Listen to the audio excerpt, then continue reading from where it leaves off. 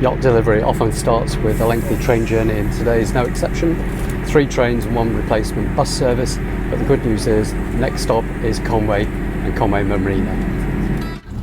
Rebel is a Beneteau First 300 Spirit lying in Conwy Marina in North Wales, which we are delivering for its new owner to Falmouth in Cornwall.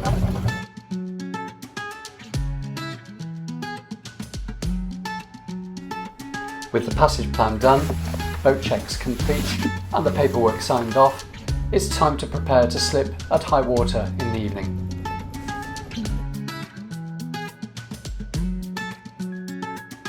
Rebel is clearly a racer and everything aboard is designed to minimise weight.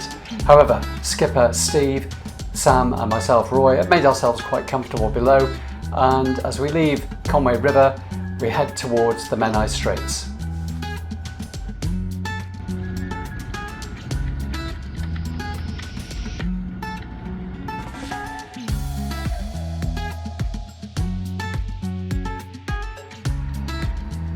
The plan is to pass under Thomas Telford's Menai suspension bridge at 2 hours before high water and pass through the notorious Swellies at high water slack,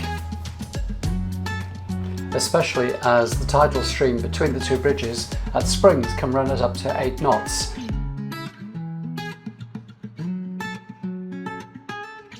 Once through the Menai Straits and past Carnarvon, we're making a good passage through Carnarvon Bar when the Dyneema backstay broke. There was no option but to immediately turn through 180 degrees and come back towards Carnarvon.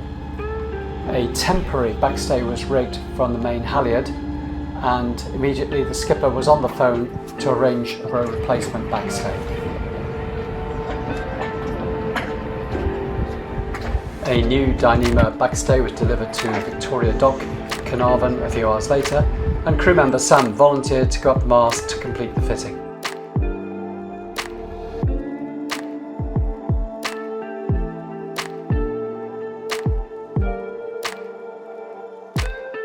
With the new backstay fitted, finally we could leave Victoria Dock, Carnarvon and continue on our passage towards Falmouth.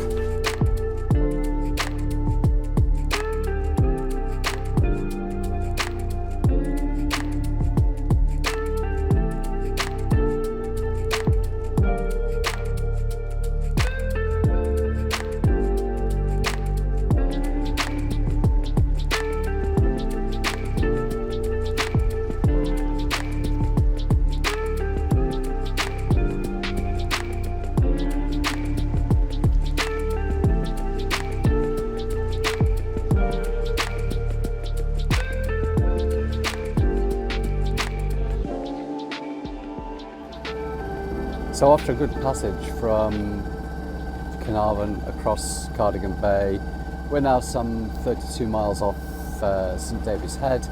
The tide is still against us at the moment. It's hardly champagne sailing as we're having to motor sail against the tide, looking for it to turn in about an hour's time. Meanwhile, the sun has come out, it's starting to get hot, and we'll enjoy the rest of the day.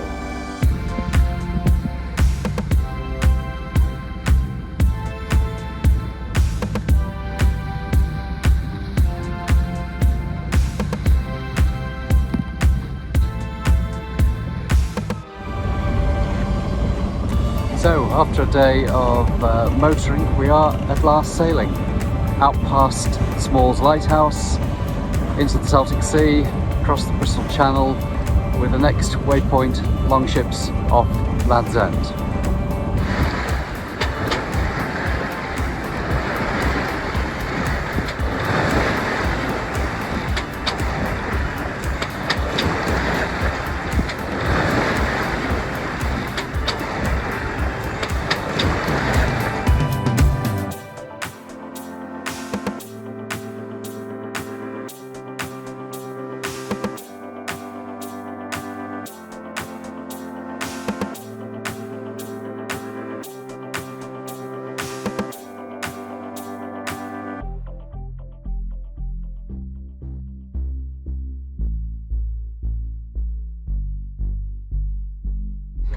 After a good overnight passage from Land's End to Falmouth, we arrived early in the morning, cleaned the boat thoroughly inside and out in preparation to hand it over to its new owner.